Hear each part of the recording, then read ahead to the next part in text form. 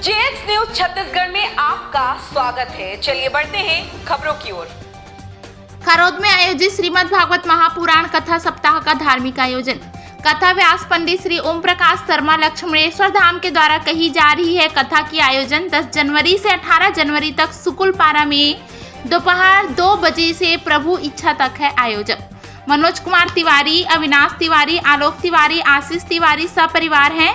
कथा श्रवण कराते हुए 5वें दिन कथा व्यास ने बताया कि भगवान श्री वामन से विराट हो गए।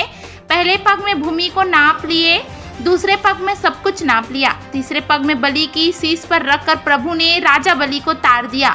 कथा श्रवण करने हेतु मेलाराम कश्यप, गौरव राय सागर, सुदर्शन मानिकपुरी, अजय केवट सहित उपस्थित रहे। जी महाराज जी बताएंगे भागवत कथा का यहाँ श्रवण कराया जा रहा है, किसके द्वारा कराया जा रहा है और कितने दिनों से ये कथा चल रही है और आज क्या कथा चल रही है इसके बारे में बताएंगे। सच्चिदानंद रूपाय विश्वोत्पत्त्यादि हेतवे तापत्रय विनाशाय श्री कृष्णाय वयम नुमः।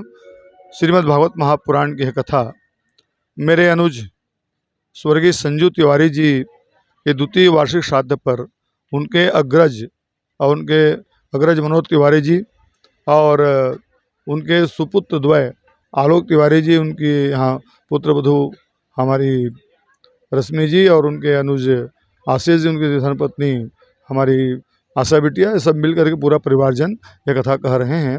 और सुंदर ये मांग का बहना भगवान स्वयं इस महीने को पुण्य के लिए मानते हैं और आज तो बहुत पुण्य दिन है, मकर संक्रांति, जिससे पूरा संसार मना रहा है।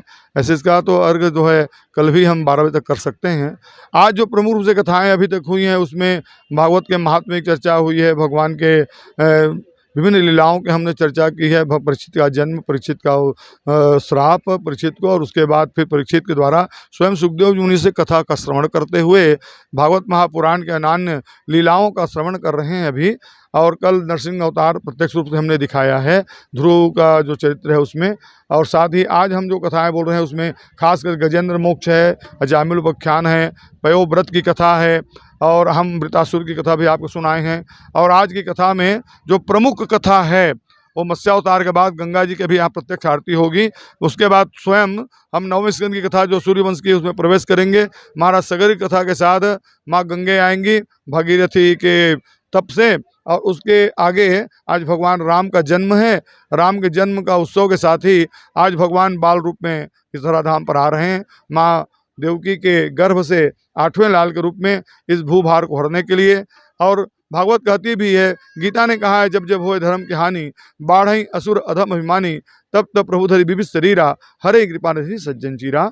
और इस को सिद्ध करने के लिए, धर्म स्थापना के लिए परमात्मा आ रहे हैं, कंस उद्धार के लिए परमात्मा आ रहे हैं। आज भगवान का बाल रूप में प्रागट्य हो रहा है। बोलो यशोदानंदन भगवान कृष्णचंद्र की, बोलो देवकी नंदन भगवान कृष्णचंद्र की, वसुदेव नंदन भगवान कृष्णचंद्र की, भागवत महापुराण की।